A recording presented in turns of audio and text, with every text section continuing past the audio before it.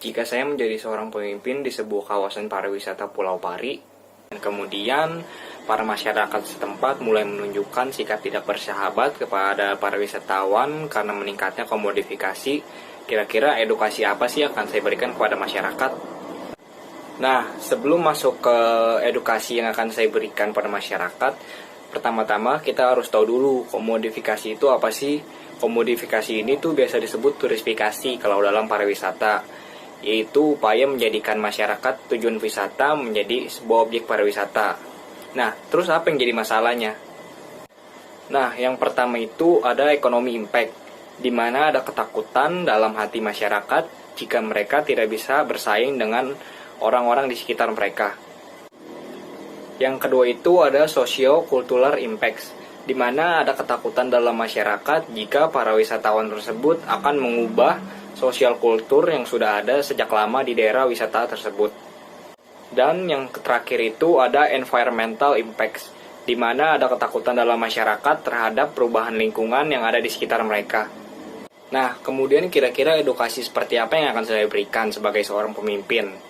Tentunya sebagai seorang pemimpin, pastinya saya akan memberikan sebuah edukasi formal kepada masyarakat setempat agar mereka dapat mengerti dan dapat memanfaatkan destinasi pariwisata yang tentunya ada di sekitar mereka.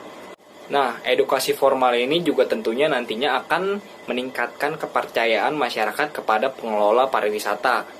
Tentunya karena mereka akan dibimbing dan dibantu untuk dapat memahami kira-kira apa sih keuntungan masyarakat setempat jika mereka ada di sekitar daerah pariwisata dan kenapa sih mereka harus menghilangkan rasa ketakutan dalam diri mereka tersebut.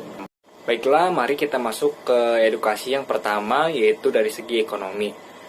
Sebagai seorang pemimpin, saya bisa saja memerintahkan anak buah saya atau secara langsung atau merekrut seseorang yang ahli dalam bidang ekonomi untuk mengajarkan masyarakat setempat kira-kira apa sih yang bisa mereka lakukan jika mereka itu tinggal di sebuah daerah destinasi pariwisata. Nah, saya mungkin akan aktif dalam mengadakan seminar-seminar yang membahas tentang ekonomi, tentang bagaimana cara kita membangun sebuah usaha, apalagi di daerah yang dekat dengan sebuah destinasi pariwisata. Tentunya hal itu merupakan menjadi sebuah keuntungan bagi masyarakat yang tinggal di sekitar daerah pariwisata. Selain seminar-seminar yang saya berikan sebagai pemimpin, saya juga dapat terjun langsung ke lapangan untuk melihat bagaimana prakteknya para masyarakat ini terhadap materi yang saya sudah berikan atau saya sudah sampaikan. Kemudian kita masuk ke edukasi yang kedua mengenai edukasi sosiokultural. Jika kita lihat, memang sosiokultural ini ada dua dampak, yaitu negatif dan positif. Dan kebanyakan dari masyarakat ini ketakutan akan dampak negatif dari percampuran budaya jika para turis asing datang ke daerah mereka. Sebenarnya kita tidak perlu takut. Kita kan sebagai masyarakat setempat juga kita dapat mengedukasi, apalagi dibantu saya sebagai seorang pemimpin yang juga akan mempromosikan budaya-budaya setempat kepada wisatawan. Tentu saja itu bukan yang menjadi dampak negatif, malahan menjadi dampak positif bagi daerah pariwisata yang saya kelola dan mungkin menjadi sebuah ikon atau ciri khas tersendiri bagi daerah pariwisata yang saya kelola. Dan intinya saya sebagai seorang pemimpin mengajak para masyarakat untuk dapat berpikir secara logis agar tidak memandang sosiokultural ini sebagai dampak negatif dari sebuah adanya destinasi pariwisata, melainkan ini bisa menjadi suatu ciri khas dari sebuah daerah destinasi pariwisata. Sekarang kita masuk ke edukasi yang terakhir, edukasi mengenai lingkungan. Banyak sekali masyarakat yang khawatir terhadap lingkungan hidup mereka jika mereka tinggal di sebuah destinasi pariwisata. Ada yang takut lingkungannya rusak, ada yang takut lingkungannya dirubah, dan lain-lain. Tentu saja sebagai pengelola pariwisata, saya tidak mungkin melakukan itu. Karena pemandangan alam merupakan sebuah pemandangan yang dicari-cari oleh para wisatawan.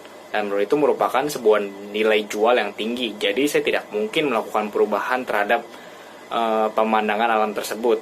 Jadi intinya saya mengajak masyarakat setempat untuk dapat berpikir lebih cerdas lagi terhadap masalah lingkungan ini. Sebagai seorang pengelola, saya tidak mungkin ingin merusak lingkungan atau mengubah keaslian dari sebuah tempat. Malahan sebaliknya, saya dan pengelola dan tim-tim saya yang lainnya ingin menambahkan fasilitas-fasilitas publik lainnya agar menambah nilai dari daerah pariwisata tersebut dan makin banyak orang yang datang ke daerah pariwisata tersebut. Tentu saja sebagai seorang pemimpin saya pasti memiliki sebuah rencana. Nah, rencana saya itu adalah mengadakan program edukasi ini minimal satu minggu 3 kali. Nah, dalam 3 hari ini saya dan tim saya akan mengumpulkan masyarakat dan membahas mengenai masalah ekonomi, lingkungan, dan sosial kultural. Hal ini guna untuk mencerdaskan masyarakat setempat dan mengubah pola pikir mereka. Sekiranya tadi adalah beberapa hal yang bisa saya lakukan jika saya menjadi seorang pemimpin di sebuah kawasan destinasi pariwisata. Sekian dan terima kasih.